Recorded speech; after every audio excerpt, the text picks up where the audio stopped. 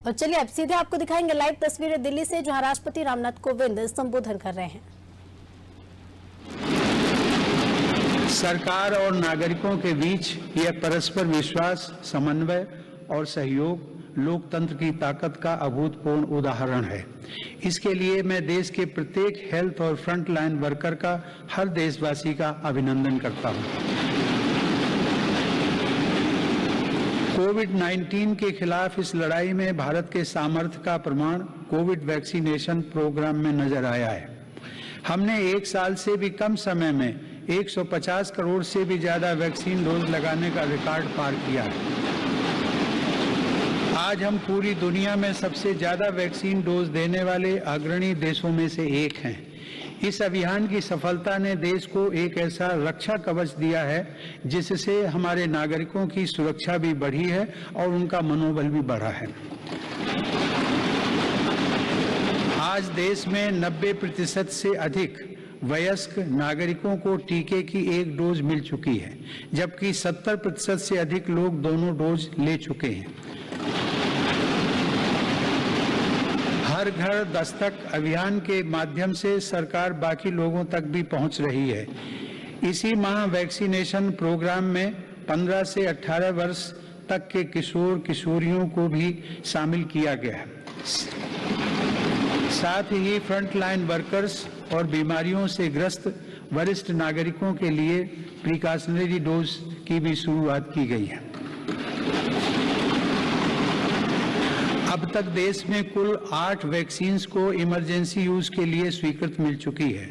भारत में बन रही 3 वैक्सीन्स को विश्व स्वास्थ्य संगठन की तरफ से आपात स्थिति में उपयोग की मंजूरी भी मिली है। भारत में बन रही ये वैक्सीन्स पूरी दुनिया को महामारी से मुक्त कराने और करोड़ों लोगों का जीवन बचाने में अहम भूमिका निभा रही है।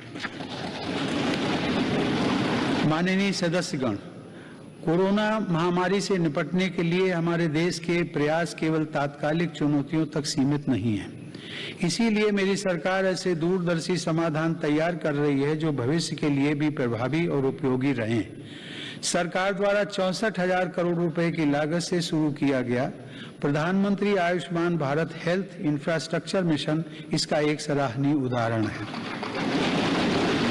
इससे न केवल वर्तमान की स्वास्थ्य संबंधी जरूरतों को पूरा करने में मदद मिलेगी, बल्कि आने वाले संकटों के लिए भी देश को तैयार किया जा सकेगा। मेरी सरकार की संवेदनशील नीतियों के कारण देश में अब स्वास्थ्य सेवाएं जन साधारण तक आसानी से पहुंच रही हैं। 80,000 से अधिक हेल्थ एंड वेलनेस सेंटर्स और करोड़ों की संख्या में जारी आयुष्मान भारत कार्ड से गरीबों को इलाज में बहुत मदद मिली है। सरकार ने 8,000 से अधिक जन औषधि केंद्रों के माध्यम से कम कीमत पर दवाइयां उपलब्ध कराकर इलाज पर होने वाले खर्च को कम किया है। सुलभ और सुगम स्वास्थ्य सेवाओं के लिए उठाया गया आयुष्मान भारत डिजिटल मिशन भी एक बड़ा कदम है। माननीय सदस्यगण, कोरोना काल में भारतीय फार्मा सेक्टर ने भी अपनी श्रेष्ठता को साबित किया है। वर्तमान समय में भारतीय फार्मा कंपनियों के उत्पाद 180 से ज्यादा देशों में पहुंच रहे हैं। लेकिन इस क्षेत्र में भारत के लिए संभावनाएं कहीं अधिक व्यापक हैं। फार्मा इंडस्ट्री के लिए मेरी सरकार द्वारा घोषित PLI स्कीम से इन संभावनाओं को विस्तार मिलेगा और रिसर्च को भी गति मिलेगी। सरकार द्वारा किए गए प्रयासों के परिणाम स्वरूप योग, आयुर्वेद एवं पारंपरिक चिकित्सा पद्धतियों की लोकप्रियता लगातार बढ़ रही है। वर्ष 2014 में देश से 6,600 करोड़ रुपए के आयुष उत्पादों का निर्यात होता था, जो आज बढ़कर 11,000 करोड़ रुपए से अधिक हो गया है। दुनिया के सबसे पहले WHO global centre of traditional medicine की स्थापना भी भारत में होने जा रही है। माननीय सदस्यगण, हमारे संविधान के मुख्य शिल्पी बाबा साहब डॉक्टर भीमराव अंबेडकर ने कहा था कि मेरा आदर्श एक ऐसा समाज होगा जो स्वाधीनता, समानता और भाईचारे पर आधारित हो। प्रजातंत्र सरकार का एक स्वरूप मात्र नहीं है। प्रजातंत्र का मूल है अपने साथियों के प्रति आदर और सम्मान की भावना। बाबा साहब के इन आदर्शों को मेरी सरकार अपने लिए ध्येय वाक्य मानती है। मेरी सरकार की आस्था अंत्योदय के मूल मंत्र में है, जिसमें सामाजिक न्याय भी हो, समानता भी हो, सम्मान भी हो और समान अवसर भी हो। इसीलिए आज सरकार की नीतियों में गांव, गरीब, पिछड़े, अनुसूचित जाति एवं जनजातियों को सर्वोच्च प्राथमिकता दी जा रही है। हाल के वर्षों में पद्म पुरस्कारों के चयन में भारत की यह भावना भली भांति झलकती है। विविधता से भरे भारत में देश के कोने कोने में समर्पित जीवन जीने वाले लोग राष्ट्र सेवा में जुटे हुए हैं। उनमें भारत की शक्ति के दर्शन होते हैं। माननीय सदस्यगण, कोरोना के इस महासंकट में हमने बड़े बड़े देशों में खाद्यान्न की कमी और भूख की परेशानी देखी है, लेकिन मेरी संवेदनशील सरकार ने इस बात का पूरा प्रयास किया कि 100 साल के इस सबसे बड़े संकट में कोई गरीब भूखा ना रहे। प्रधानमंत्री गरीब कल्याण अन्न योजना के अंतर्गत मेरी सरकार सभी गरीबों को हर महीने मुफ्त राशन दे रही है। 80 करोड़ लाभार्थियों को 19 महीनों से खाद्यान्न वितरित करने हेतु 2,60,000 करोड़ रुपए के खर्च के साथ भारत में आज दुनिया का सबसे बड़ा फूड डिस्ट्रीब्यूशन प्रोग्राम चलाया जा रहा है।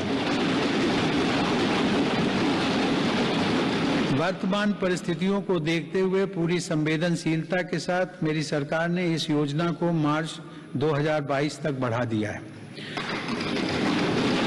कोरोना काल में गरीब के स्वाभिमान और उसके रोजगार की रक्षा करने के लिए सरकार प्रधानमंत्री स्वनिधि योजना भी चला रही है। यह योजना हमारे रेहड़ी पटरी वाले भाइयों बहनों के लिए बहुत सहायक सिद्ध हो रही है। इस योजना के तहत अब तक 28 लाख रेहड़ी पटरी वालों को 2900 करोड़ रुपए से ज्यादा की धनराशि जारी की गई है। सरकार अब इन स्ट्रीट वेंडर्स को ऑनलाइन फूड डिलीवरी करने वाली कंपनियों के साथ भी जोड़ रही है। श्रमिकों के हितों की रक्षा के लिए सरकार ने ई श्रम पोर्टल भी शुरू किया है, जिससे अब तक 23 करोड़ से अधिक श्रमिक जुड़ चुके हैं। जनधन आधार मोबाइल अर्थात जैम ट्रिनिटी को मेरी सरकार ने जिस तरह नागरिक सशक्तिकरण से जोड़ा है, उसका प्रभाव भी हम लगातार देख रहे हैं। 44 करोड़ से अधिक गरीब देशवासियों के बैंकिंग सिस्टम से जुड़ने के कारण महामारी के दौरान करोड़ों लाभार्थियों को सीधे कैश ट्रांसफर का लाभ मिला है। डिजिटल इंडिया और डिजिटल इकोनॉमी के बढ़ते प्रसार के संदर्भ में देश के यूपीआई प्लेटफॉर्म की सफलता के लिए भी मैं सरकार के विजन की प्रशंसा करूंगा। दिसंबर 2021 में देश में 8 लाख करोड़ रुपए से ज्यादा का लेन देन यूपीआई के माध्यम से हुआ है। यह इस बात का उदाहरण है कि हमारे देश में जन सामान्य द्वारा बदलाव और तकनीक को बहुत तेजी से अपनाया जा रहा है। माननीय सदस्यगण, मेरी सरकार मूलभूत सुविधाओं को गरीब के सशक्तिकरण और गरीब की गरिमा बढ़ाने का माध्यम मानती है। पिछले वर्षों के अनवरत प्रयासों से प्रधानमंत्री आवास योजना में अब तक 2 करोड़ से अधिक पक्के घर गरीबों को मिल चुके हैं। प्रधानमंत्री आवास योजना ग्रामीण के तहत गत 3 वर्षों में करीब 1.5 लाख करोड़ रुपए की लागत से 1 करोड़ 17 लाख घर स्वीकृत किए गए हैं। हर घर जल पहुंचाने के उद्देश्य से शुरू किए गए जल जीवन मिशन ने लोगों के जीवन में बड़ा बदलाव लाना शुरू कर दिया है। महामारी की बाधाओं के बावजूद करीब 6 करोड़ ग्रामीण घरों को पेयजल के कनेक्शन से जोड़ा गया है। इसका बहुत बड़ा लाभ हमारे गांव की महिलाओं, बहनों, बेटियों को हुआ है। ग्रामीण क्षेत्रों में लोगों को उनकी संपत्ति के दस्तावेज देने के लिए शुरू की गई स्वामित्व योजना भी एक असाधारण प्रयास है। इस योजना के तहत अब तक 27,000 गांवों में 40 लाख से अधिक प्रॉपर्टी कार्ड दिए जा चुके हैं। ये प्रॉपर्टी कार्ड न केवल विवादों को रोकने में सहायक हैं, बल्कि गांव के लोगों को बैंकों से मदद मिलना भी आसान हो रहा है।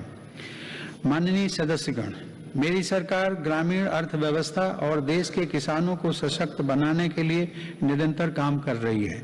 वैश्विक महामारी के बावजूद साल 2020-21 में हमारे किसानों ने 30 करोड़ टन से अधिक खाद्यान्न और 33 करोड़ टन से अधिक बागवानी उत्पादों की पैदावार की। सरकार ने रिकॉर्ड उत्पादन को ध्यान में रखते हुए रिकॉर्ड सरकारी खरीद की है। रबी की फसल के दौरान 433 लाख मीट्रिक टन गेहूं की खरीद की गई, जिससे लगभग 50 लाख किसानों को सीधा फायदा पहुंचा है।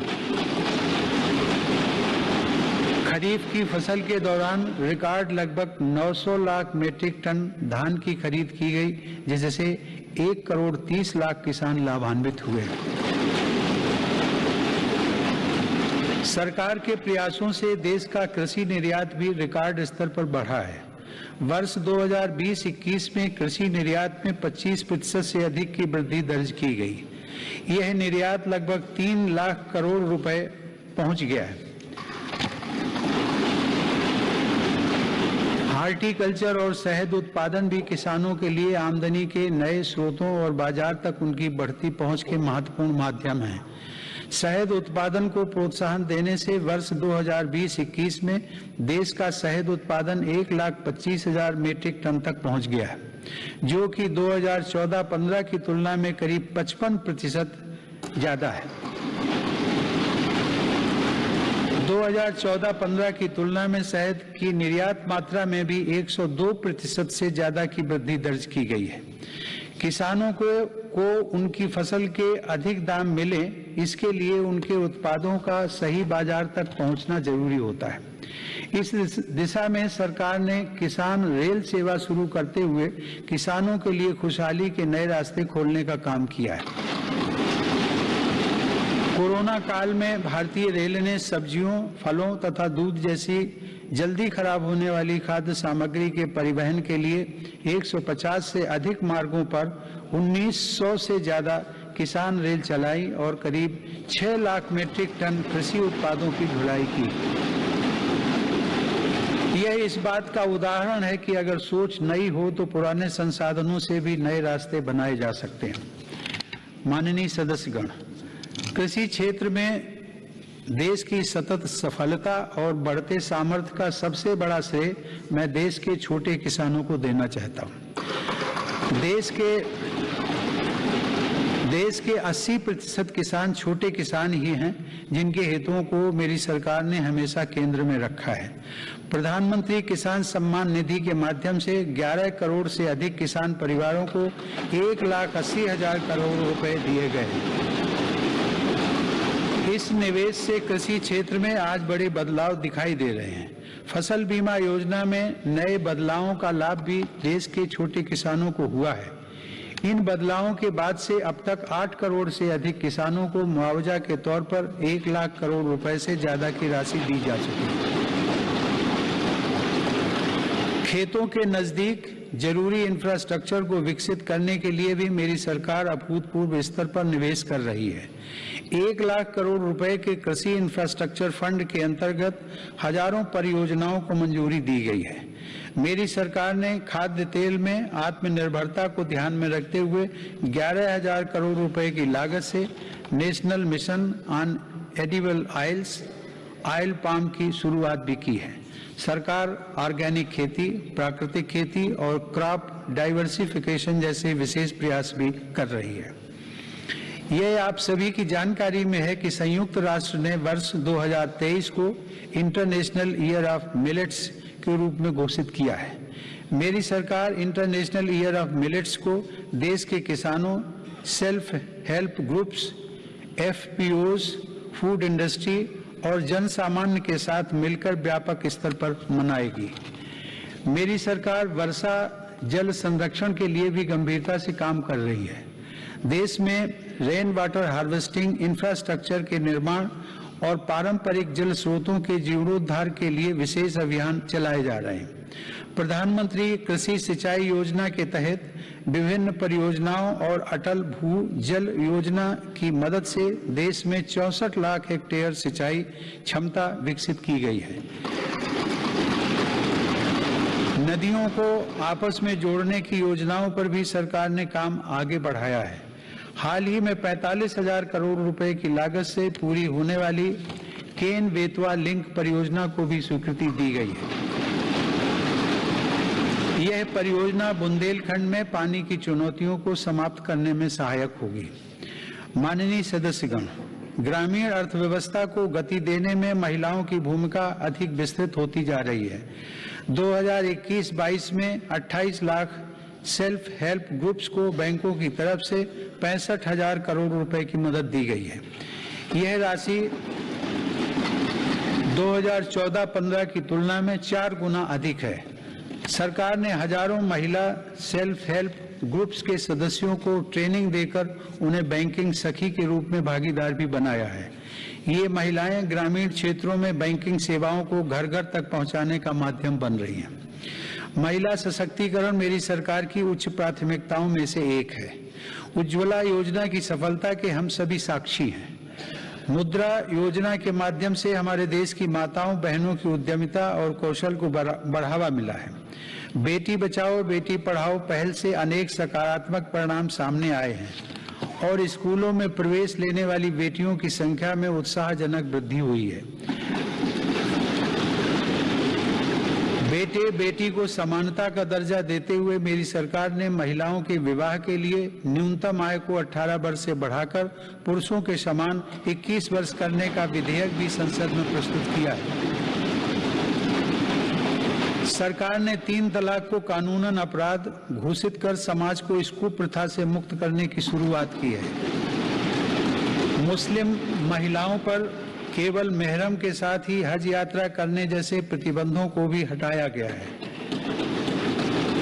वर्ष 2014 से पूर्व अल्पसंख्यक वर्ग के लगभग 3 करोड़ विद्यार्थियों को छात्रवृत्तियां दी गई थी, जबकि मेरी सरकार ने वर्ष 2014 से अब तक ऐसे 4.5 करोड़ से अधिक विद्यार्थियों को छात्रवृत्तियां प्रदान की।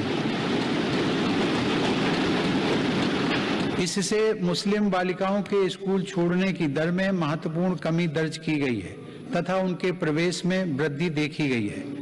देश की बेटियों में सीखने की क्षमता को बढ़ावा देने के लिए राष्ट्रीय शिक्षा नीति में जेंडर इंक्लूजन फंड का भी प्रावधान किया गया है। यह हर्ष की बात है कि मौजूदा सभी 33 सैनिक स्कूलों ने बालिकाओं को प्रवेश देना शुरू कर दिया है। सरकार ने राष्ट्रीय रक्षा अकादमी में भी महिला कैडेट्स के प्रवेश को मंजूरी दी है। महिला कैडेट्स का पहला बैच एनडीए में जून 2022 में प्रवेश करेगा। मेरी सरकार के नीतिगत निर्णय और प्रोत्साहन से विभिन्न पुलिस बलों में महिला पुलिसकर्मियों की संख्या में 2014 के मुकाबले दोगुनी से ज्यादा बढ़ोतरी हो चुकी है। माननीय सदस्यगण, महान संत तिरुवल्लुवर ने कहा था, कर्क कसड्डर कर्प वही कट्रपिन निकर्क अद्दकर्क तगा। अर्थात एक व्यक्ति जो कुछ भी सीखता है वह उसके आचरण में दिखाई देता है। आत्मनिर्भर भारत के संकल्प व सामर्थ्य को आकार देने के लिए मेरी सरकार देश में नई राष्ट्रीय शिक्षा नीति लागू कर रही है। राष्ट्रीय शिक्षा नीति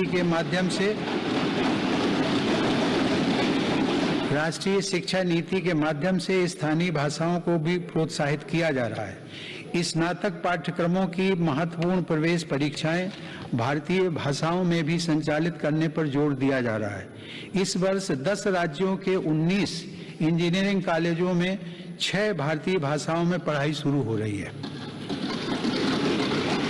स्किल इंडिया मिशन के तहत ITI, जन शिक्षण संस्थान और प्रधानमंत्री कौशल केंद्रों के जरिए पूरे देश में 2.25 करोड़ से अधिक युवाओं का कौशल विकास हुआ है।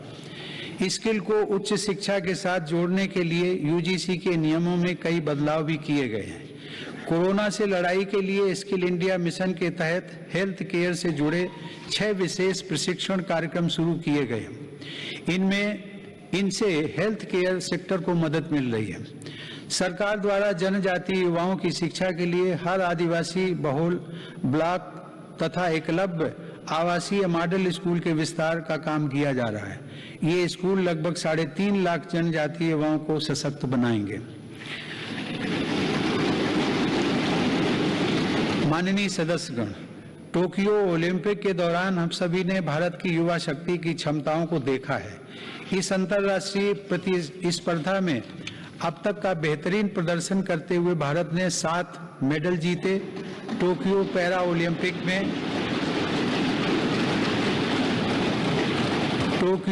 ओलंपिक में भी भारतीय पैरा एथलीटों ने 19 पदक जीतकर रिकॉर्ड कायम किया। ओलंपिक प्रतिस्पर्धाओं तथा खेलकूद में भारत की उपस्थिति मजबूत करने के लिए केंद्र सरकार, राज्य सरकारों के साथ मिलकर देश में सैकड़ों खेलो इंडिया केंद्र स्थापित कर रही है। पैरा स्पोर्ट्स में दिव्यांग युवाओं को ट्रेनिंग देने के लिए सरकार ने ग्वालियर में आधुनिक सुविधाओं से युक्त सेंटर फॉर डिसेबिलिटी स्पोर्ट्स की स्थापना भी की है। माननीय सदस्यगण, दिव्यांग जनों के लिए सुगमता, समानता और सम्मानपूर्ण जीवन के अवसर प्रदान करना एक समाज के रूप में हमारी सामूहिक जिम्मेदारी है। इस दिशा में आज सुगम्य भारत अभियान हमारी राष्ट्रीय संवेदना का परिचय दे रहा है। दिव्यांग जनों का जीवन बदलने के लिए देश में निःशुल्क सहायक उपकरणों से लेकर कॉकलियर इम्प्लांट सर्जरी जैसे प्रोग्राम चलाए जा रहे हैं। इन कार्यक्रमों के अंतर्गत अब तक 25 लाख से अधिक दिव्यांग व्यक्तियों को सहायता उपकरण उपलब्ध करवाए गए हैं और करीब 4000 सफल कॉकलियर इम्प्लांट किए गए हैं। इन्हीं प्रयासों को आगे बढ़ाते हुए सरकार ने मध्य प्रदेश में national institute of mental health rehabilitation की स्थापना भी की है। दिव्यांग युवाओं के भविष्य के लिए 10,000 शब्दों की इंडियन साइन लैंग्वेज डिक्शनरी भी बनाई गई है।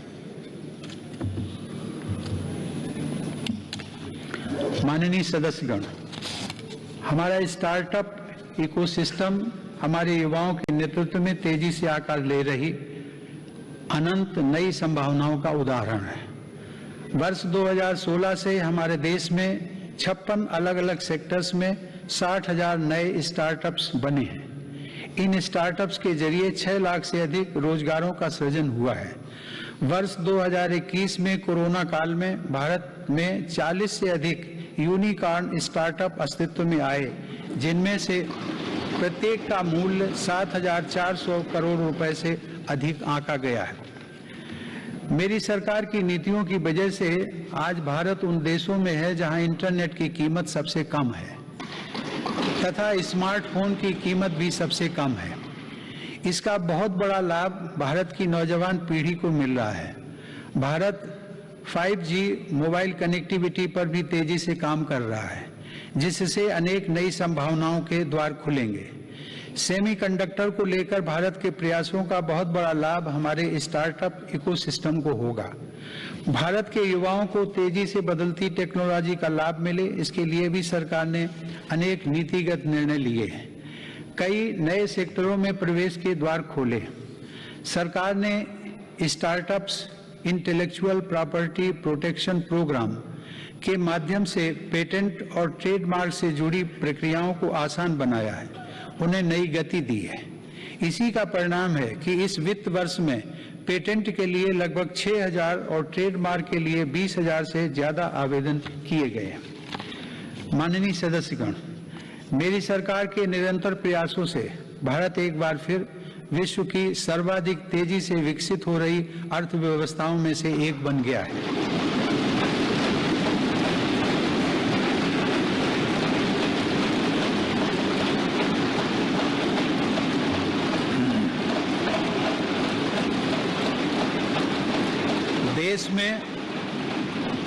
देश में जीएसटी कलेक्शन पिछले कई महीनों से निरंतर 1 लाख करोड़ रुपए से ऊपर बना हुआ है।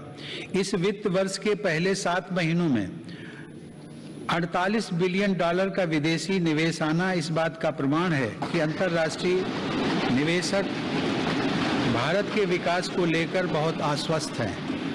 भारत का विदेशी मुद्रा भंडार भी इस समय $630 बिलियन से ऊपर है।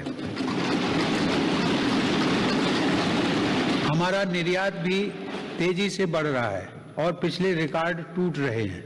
2021 में अप्रैल से दिसंबर के दौरान भारत का गुड्स निर्यात लगभग $300 बिलियन यानी 22 लाख करोड़ रुपए से अधिक रहा है, जो कि 2020 की इसी अवधि की तुलना में 1.5 गुना ज्यादा है। मेरी सरकार ने मैन्युफैक्चरिंग सेक्टर में मौजूद संभावनाओं को साकार करने और युवाओं को नए अवसर देने के लिए 1,97,000 करोड़ रुपए से ज्यादा के निवेश से 14 महत्वपूर्ण PLI स्कीम्स शुरू की हैं। ये PLI स्कीम्स न केवल भारत को ग्लोबल मैन्युफैक्चरिंग हब के रूप में स्थापित करने में मदद करेंगी, बल्कि रोजगार के 60 लाख से अधिक अवसर भी उपलब्ध कराएंगे। देश में मोबाइल उत्पादन की सफलता मेक इन इंडिया का एक बड़ा उदाहरण है। आज भारत विश्व में दूसरा सबसे बड़ा मोबाइल फोन निर्माता बनकर उभरा है। इससे भारत के लाखों युवाओं को रोजगार भी मिला है।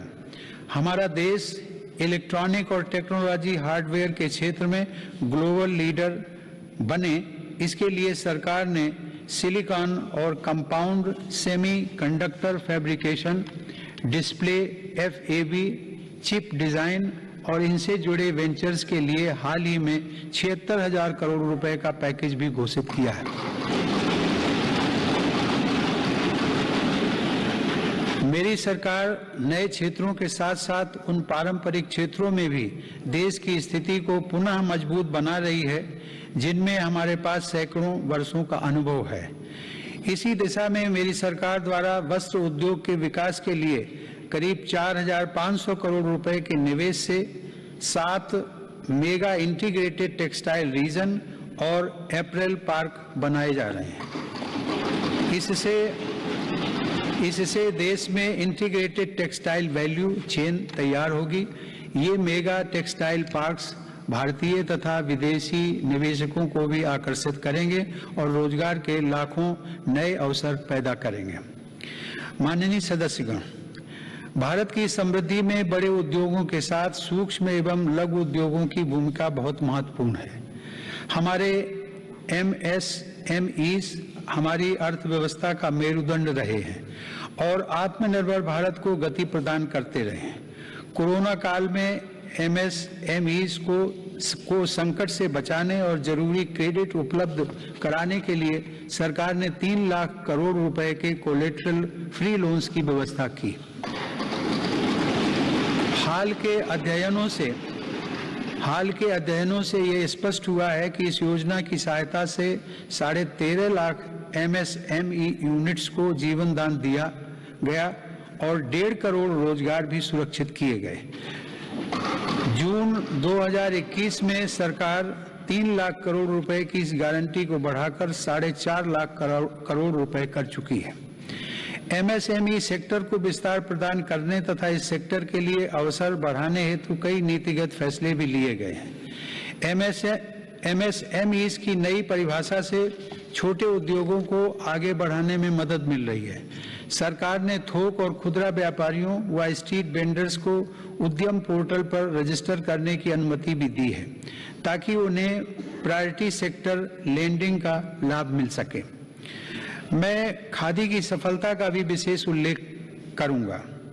आजादी की लड़ाई में बापू के नेतृत्व में देश की चेतना का प्रतीक रही खादी एक बार फिर छोटे उद्यमियों का संबल बन रही है।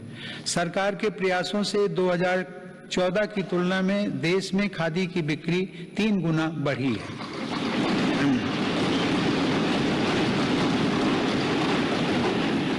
माननीय सदस्यगण, किसी भी देश के विकास का आधार वहां का इंफ्रास्ट्रक्चर होता है। मेरी सरकार की दृष्टि में इंफ्रास्ट्रक्चर सामाजिक असमानता को पाटने वाला सेतु भी है। इंफ्रास्ट्रक्चर पर होने वाले निवेश से न केवल लाखों नए रोजगार पैदा होते हैं, बल्कि इसका एक गुणात्मक प्रभाव भी होता है। इससे व्यापार करना सुगम होता है, परिवहन की गति बढ़ती है और हर सेक्टर में आर्थिक गतिविधियों में वृद्धि होती है। मेरी सरकार ने इंफ्रास्ट्रक्चर विकास के कार्यों को और अधिक गति प्रदान करने के लिए अलग अलग मंत्रालयों के कामकाज को प्रधानमंत्री गति शक्ति राष्ट्रीय मास्टर प्लान के रूप में एक साथ जोड़ा है। यह प्लान भारत में मल्टी मोडल ट्रांसपोर्ट के एक नए युग का प्रारंभ करने जा रहा है। भविष्य के भारत में रेलवेज, हाईवेज और एयरवेज अलग अलग और अलग थलग इंफ्रास्ट्रक्चर नहीं होंगे, बल्कि एक देश के एकजुट संसाधन के तौर पर काम करेंगे। ग्रामीण क्षेत्रों में सड़कों, संसाधनों और इंफ्रास्ट्रक्चर के निर्माण से देश की उन संभावनाओं को उड़ान मिल रही है जो दशकों से उपेक्षित पड़ी थी। प्रधानमंत्री ग्राम सड़क योजना की उपलब्धियां गर्व करने योग्य हैं।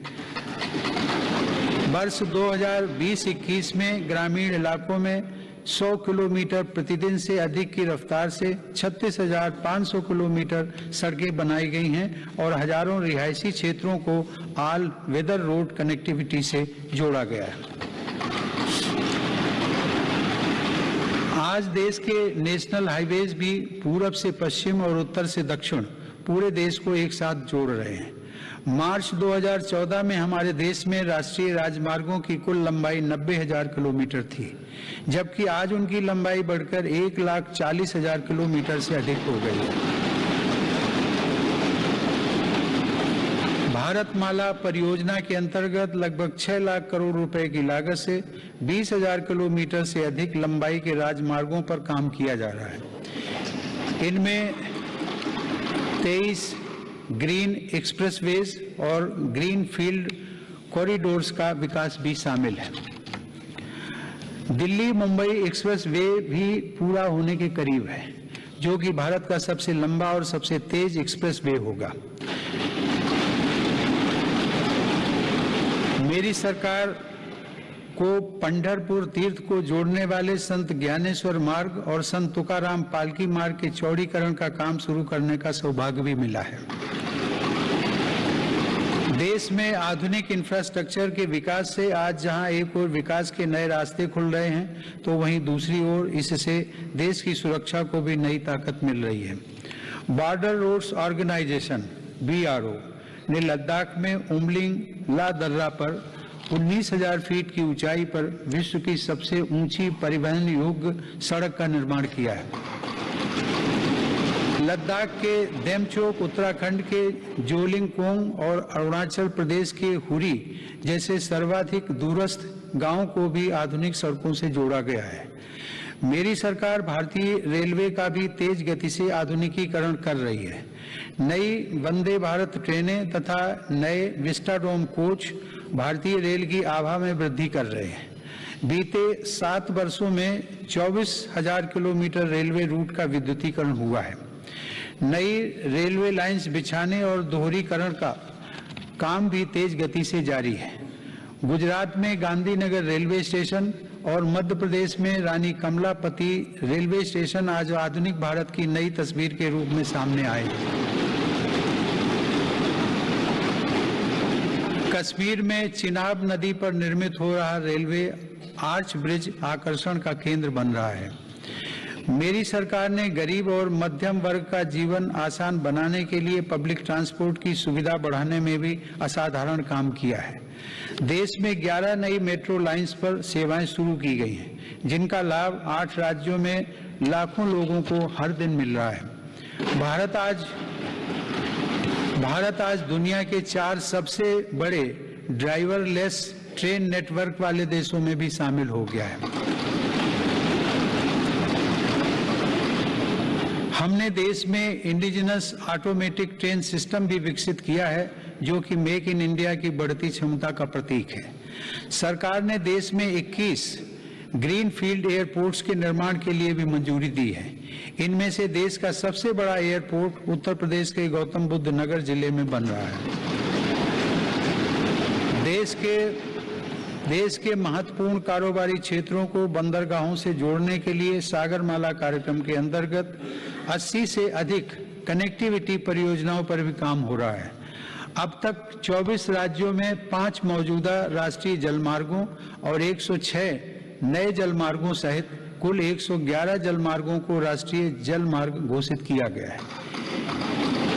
इनमें से 23 जलमार्गों के जरिए माल परिवहन भी हो सकेगा। आधुनिक इंफ्रास्ट्रक्चर की दिशा में सरकार द्वारा 27,000 सर्किट किलोमीटर से ज्यादा ट्रांसमिशन लाइंस भी बिछाई गई हैं। माननीय सदस्यगण, बीते समय में हमने देश में आत्मनिर्भर भारत के नए संकल्प को ठोस आकार लेते देखा है। इस संकल्प को रिफॉर्म्स की ऊर्जा से तेज गति प्राप्त हो रही है। नए लेबर रिफॉर्म्स से लेकर बैंकिंग रिफॉर्म्स और इंसॉल्वेंसी एंड बैंक्रप्सी कोड तक सुधारों का यह क्रम बिना रुके अनवरत चल रहा है। विगत वर्ष केंद्र और राज्यों के अलग अलग विभागों में 26,000 से ज्यादा कंप्लायंसेस की आवश्यकता को घटाया जा चुका है। देश में स्पेस को प्राइवेट सेक्टर के लिए खोलकर संभावनाओं का अनंत आकाश भी उपलब्ध करा दिया गया।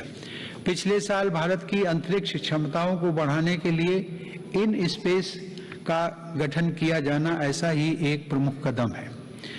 तेजी से विकसित हो रही ड्रोन टेक्नोलॉजी और इससे जुड़ी संभावनाओं को लेकर भी मेरी सरकार सजग और सक्रिय है। इस दिशा में सरकार ने सिंप्लीफाइड ड्रोन रूल्स 2021 को अधिसूचित किया है और ड्रोन व ड्रोन कलपुर्जों के देश में निर्माण के लिए PLI योजना भी शुरू की है।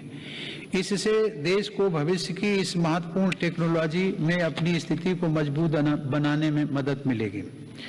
माननीय सदस्यगण, मेरी सरकार देश की सुरक्षा के लिए दृढ़ संकल्पित होकर काम कर रही है। सरकार की नीतियों की वजह से डिफेंस सेक्टर में, विशेषकर रक्षा उत्पादन में देश की आत्मनिर्भरता लगातार बढ़ रही है।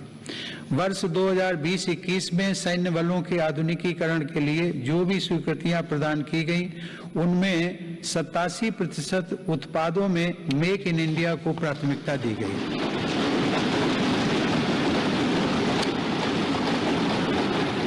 इसी प्रकार 2020-21 में 98% उपकरणों से जुड़े अनुबंधों में मेक इन इंडिया को प्राथमिकता दी गई है। हमारी सेनाओं ने 209 ऐसे साजो सामान की सूची भी जारी की है जिन्हें अब विदेश से नहीं खरीदा जाएगा। रक्षा उपक्रमों द्वारा 2800 से ज्यादा ऐसे उपकरणों की सूची जारी की जा चुकी है जिनका देश में ही निर्माण किया जाएगा। हिंदुस्तान एरोनॉटिक्स लिमिटेड के साथ 83 LCA तेजस फाइटर एयरक्राफ्ट के निर्माण हेतु अनुबंध किए गए हैं। सरकार ने ऑर्डिनेंस फैक्ट्रियों को 7 डिफेंस PSUs का रूप देने के लिए महत्वपूर्ण कदम उठाए हैं। इसके अलावा रक्षा क्षेत्र में प्राइवेट सेक्टर और स्टार्टअप्स को तेजी से बढ़ावा देने के लिए भी सरकार प्रतिबद्ध है। हमारा लक्ष्य है कि हमारी सेनाओं की जरूरत का सामान भारत में विकसित हो तथा भारत में ही निर्मित हो। माननीय सदस्यगण, तेजी से उभरते वैश्विक परिवेश में भारत ने अपने राजनयिक संबंधों को बेहतर बनाते हुए अपनी स्थिति को मजबूत किया है। अगस्त 2021 में भारत ने संयुक्त राष्ट्र सुरक्षा परिषद की अध्यक्षता की और इस दौरान कई अभूतपूर्व निर्णय लिए गए। भारत की अध्यक्षता में ही सुरक्षा परिषद ने पहली बार समुद्री सुरक्षा के विषय पर अपने एजेंडा आइटम के अंतर्गत समग्र रूप से विचार विमर्श किया। संयुक्त राष्ट्र सुरक्षा परिषद ने इस विषय पर पहली बार एक प्रेसिडेंशियल स्टेटमेंट को सर्वसम्मति से अडॉप्ट भी किया। हमने अपने पड़ोसी देश अफगानिस्तान में अस्थिरता और नाजुक हालात को भी देखा है। भारत ने इन परिस्थितियों में मानवता को सर्वोपरि रखते हुए ऑपरेशन देवी शक्ति को संचालित किया। हमने अनेक चुनौतियों के बावजूद हमारे कई नागरिकों और कई अफगान हिंदू सिख अल्पसंख्यकों को काबुल से सफलतापूर्वक एयरलिफ्ट किया। हम उन कठिन हालात के बीच से पवित्र गुरु ग्रंथ साहिब के 2 स्वरूपों को भी सुरक्षित भारत लेकर आए। मानवता की दृष्टि से भारत अफगानिस्तान में मेडिकल सप्लाई और अनाज पहुंचाने में भी मदद कर रहा है। माननीय सदस्यगण, वर्तमान समय में जलवायु परिवर्तन पूरे विश्व के सामने बड़ी चुनौती है। भारत इस विषय पर एक जिम्मेदार वैश्विक आवाज बनकर उभरा है। COP26 शिखर सम्मेलन में मेरी सरकार ने घोषणा की है कि वर्ष 2030 तक भारत अपने कार्बन उत्सर्जन को 1 बिलियन टन से घटा देगा। भारत ने साल 2070 तक नेट जीरो उत्सर्जन वाली अर्थव्यवस्था का लक्ष्य भी रखा है। भारत ने विश्व समुदाय को साथ लेकर green grid initiative one sun one world one grid की पहल भी की है। यह global interconnected solar power grid का पहला अंतर्राष्ट्रीय नेटवर्क बन रहा है। पर्यावरण को लेकर हमारे बड़े लक्ष्य और साहसिक संकल्प प्रकृति के प्रति हमारी संवेदनशीलता को दर्शाते हैं। माननीय सदस्यगण, मेरी सरकार भारत की प्राचीन विरासत को संरक्षित, समृद्ध और सशक्त करना अपना दायित्व समझती है। यह गौरव की बात है कि धौलावीरा की हड़प्पा साइट और तेलंगाना स्थित 13वीं शताब्दी के काकतीय रुद्रेश्वर रामप्पा मंदिर को यूनेस्को विश्व धरोहर स्थल घोषित किया गया। प्रयागराज कुंभ मेले के बाद यूनेस्को की अमूर्त सांस्कृतिक विरासत सूची में कोलकाता की प्रतिष्ठित दुर्गा पूजा को भी शामिल किया गया। सरकार की यह भी प्राथमिकता रही है कि भारत की अमूल्य धरोहरों को देश में वापस लाया जाए। 100 वर्ष पूर्व भारत से चोरी हुई मां अन्नपूर्णा देवी की मूर्ति को वापस लाकर काशी विश्वनाथ मंदिर में स्थापित किया गया।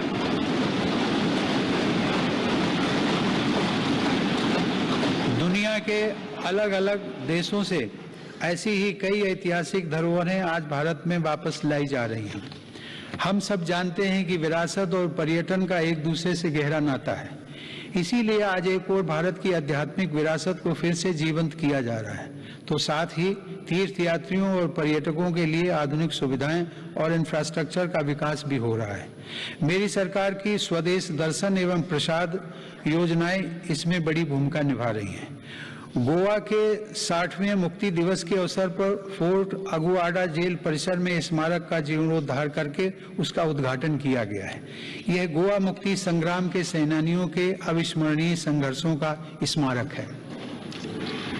माननीय सदस्यगण, आजादी के अमृत काल में एक भारत श्रेष्ठ भारत के हमारे संकल्प के आधार पर आज लोकतांत्रिक मूल्यों के साथ विकास के नए अध्याय लिखे जा रहे हैं। जो राज्य और क्षेत्र उपेक्षित छूट गए थे, आज देश उनके लिए विशेष प्रयास कर रहा है। जम्मू कश्मीर और लद्दाख क्षेत्र में विकास के नए युग का आरंभ इसका एक बड़ा उदाहरण है।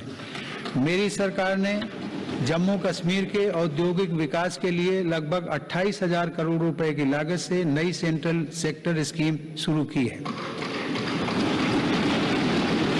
पिछले वर्ष काजीगुंड बनिहाल सुरंग को भी यातायात के लिए खोल दिया गया है। श्रीनगर से शारजाह तक की अंतर्राष्ट्रीय उड़ानें भी शुरू हो गई हैं। जम्मू कश्मीर के लोगों को शिक्षा, स्वास्थ्य और रोजगार के बेहतर अवसर प्रदान करने के लिए अनेक महत्वपूर्ण कदम उठाए गए हैं। इस समय वहां 7 मेडिकल कॉलेजों के अलावा 2 एम्स का कार्य प्रगति पर है, जिनमें से एक एम्स जम्मू में और एक कश्मीर में है।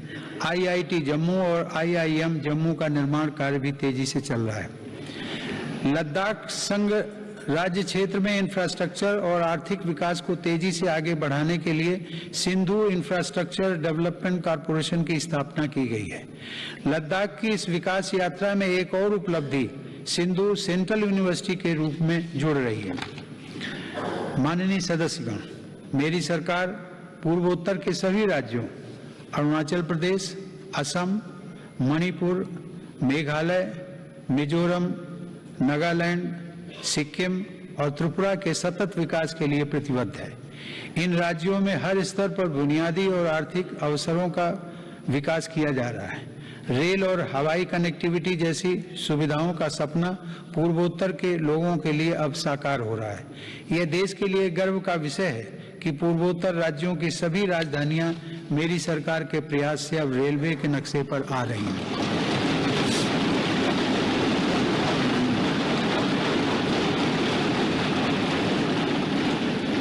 ईटानगर के होलोंगी में एक नए एयरपोर्ट की स्थापना की जा रही है। हाल ही में त्रिपुरा राज्य के महाराजा वीर विक्रम एयरपोर्ट में एक नया और आधुनिक टर्मिनल खोला गया है। पूर्वोत्तर का यह विकास भारत की विकास यात्रा का एक स्वर्णिम अध्याय सिद्ध होगा। कुछ दिन पहले ही 21 जनवरी को मेघालय, मणिपुर और त्रिपुरा की स्थापना के 50 साल पूरे हुए हैं। आजादी के 75 साल पूरे होने के साथ इन राज्यों की यात्रा भी हमें विकास के नए संकल्पों के लिए प्रेरित कर रही है। पूर्वोत्तर में शांति स्थापना के लिए मेरी सरकार के प्रयासों को ऐतिहासिक सफलता प्राप्त हुई है। अभी कुछ महीने पहले ही कार्बी आंगलोंग के दशकों पुराने विवाद को समाप्त करने के लिए केंद्र सरकार, असम की राज्य सरकार एवं कार्बी समूह के बीच समझौता हुआ है। इससे इस क्षेत्र में शांति और खुशहाली का एक नया अध्याय शुरू हुआ है। सरकार द्वारा किए गए प्रयासों से आज देश में नक्सल प्रभावित जिलों की संख्या भी 126 से घटकर 70 रह गई है। माननीय सदस्यगण, मेरी सरकार नागरिकों की जरूरतों के प्रति सरकारी विभागों को अधिक से अधिक जवाबदेह बनाने के लिए कृत संकल्प है। बकाया मामलों में निपटान हेतु तथा स्वच्छता के लिए भारत सरकार के प्रत्येक मंत्रालय में विशेष अभियान चलाया जा रहा है। मिशन कर्मयोगी के अंतर्गत सिविल सर्वेंट्स की क्षमता बढ़ाने के लिए सरकार ने कैपेसिटी बिल्डिंग कमीशन की स्थापना की है। मिशन कर्मयोगी सिविल सर्वेंट्स के कैरियर में भी सहायक होगा और राष्ट्र निर्माण की नई जिम्मेदारियों के लिए उन्हें तैयार भी करेगा। न्याय प्राप्ति को सरल और सुगम बनाने के लिए भी देश में कई महत्वपूर्ण कदम उठाए जा रहे हैं। टेली लॉ प्रोग्राम के माध्यम से मुकदमों से पहले सलाह देने के लिए एक प्लेटफॉर्म का गठन किया गया है। विवादों के निपटारे में गति लाने के लिए मेरी सरकार ने राज्यसभा में मध्यस्थता विधेयक 2021 पेश किया है। माननीय सदस्यगण, आज देश की उपलब्धियां और सफलताएं देश के सामर्थ्य और संभावनाओं के समान ही असीम हैं। ये उपलब्धियां किसी एक संस्था या प्रतिष्ठान की नहीं है, बल्कि देश के कोटि कोटि नागरिकों की है। इनमें करोड़ों देशवासियों का श्रम और पसीना लगा है। ये सभी उपलब्धियां हमारे महत्वाकांक्षी लक्ष्यों की लंबी यात्रा में एक तरह से मील का पत्थर है और आगे बढ़ने के लिए हमारी प्रेरणाएं भी हैं। वर्ष 2047 में देश अपनी आजादी की शताब्दी पूरी करेगा। उस समय के भव्य, आधुनिक और विकसित भारत के लिए हमें आज कड़ी मेहनत करनी है। हमें अपने परिश्रम को पराकाष्ठा तक लेकर जाना है और यह सुनिश्चित करना है कि अंततः इसके लाभकारी परिणाम निकले। इसमें हम सबकी भागीदारी है और समान भागीदारी है। कोरोना काल में आप सभी सांसदों ने जिस तरह अपनी जिम्मेदारियों का निर्वहन किया और सभी सावधानियों का पालन करते हुए दोनों सदन संचालित हुए, मैं उसके लिए आप सभी की सराहना करता हूं। आप सभी सांसदगण करोड़ों देशवासियों की आशाओं, आकांक्षाओं के सारथी हैं। इसी भावना के साथ हमें आगे भी काम करते रहना है। मुझे पूरा विश्वास है कि हम सब मिलकर अपने महान भारतवर्ष को गौरव के शिखर तक लेकर जाएंगे। इसी भावना के साथ आप सभी का एक बार फिर से अभिनंदन। आप सभी का बहुत बहुत धन्यवाद। जय Hind.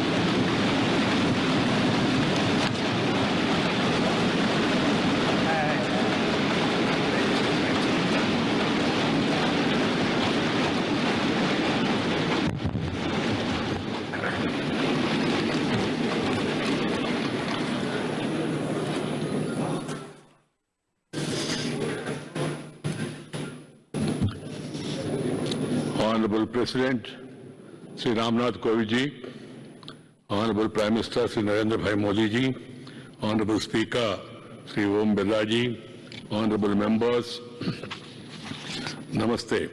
I wish to read few paragraphs from the English version of the President's address to both the House of Parliament assembled together today, and the rest may be considered as read. Honorable members, we are in the third year of the pandemic caused by the coronavirus. In these years, people of India have displayed profound faith in the democratic values, discipline, and sense of responsibility. At a time when India is celebrating the Amrita Mahotsav on the occasion of 75th year of its independence, this willpower of every Indian creates immense confidence for India's bright future. With this confidence, I extend my greetings to every Indian from this historic Central Hall of the Parliament. Addressing both the Houses of Parliament assembled together today, I salute lakhs of freedom fighters who gave highest priority to their duties and secured the rights of India. I also salute all the great personalities for their contribution in the development journey of our country in these 75 years of independence. In this period of Amrita Mahotsav, special events related to great personalities of the country are also inspiring us. My government is celebrating the sacred occasion of the 400th Prakash Parva of Guru Tej Bahadur Ji, the 150th birth anniversary also of Arvind Ji, or the 150th anniversary of V.O. Chidambaram Pillai, and the 125th birth anniversary of Netaji Subhash Chandra Bose with grandeur. From this year onwards, the government has started the Republic Day celebrations from January 23rd, the birth anniversary of Sri Netaji Subhash Chandra Bose. My government believes that remembering the past and learning from it are equally important for a secure future of the country. Observance of Veer Bal Divas on the 26th December in the memory of sacrifice of Sahibjadas and Vibhajan Vishaka Smriti Divas on 14th August is a reflection of this thinking. The government also have decided to celebrate the birth anniversary of Bhagwan Birsa Munda on 15th November as Janajatiya Gaurava Divas. As a tribute to him, honorable members, Azadi Ka Amrita Mahotsav is a sacred occasion for all the Indians to give concrete shape to the resolutions for the next 25 years. My government is moving fast on building a strong foundation for the next 25 years, following the mantra of Sabka Saath, Sabka Vikas, Sabka Viswas, or Sabka Prayas. The most important resolution related to this foundation is this creation of India, which includes all benefits of all, which is strong and self-reliant. The challenging period of Corona has inspired us to achieve our goals of the fastest possible pace. Honorable members, the COVID pandemic affected the entire world, and in India too, many of our loved ones were snatched away from us. In these circumstances, the central government, the state governments, the local governments and the administration, our doctors, nurses and health workers, our scientists and entrepreneurs have worked as a team. This mutual trust, coordination and cooperation between the government and the citizens is an unprecedented example of the strength of our democracy. For this, I appreciate every health and frontline worker and every citizen. Honorable members, several countries have experienced scarcity of food grains and faced starvation during the Corona crisis. But my sensitive government ensured that nobody remained hungry during the worst pandemic in 100 years. My government is providing free ration to each poor household every month under the Pradhan Mantri Garib Kalyan Anna Yojana. This is the world's largest food distribution program with an outlay of rupees 2,60,000 crores, reaching out to 80 crore beneficiaries for 19 months, being fully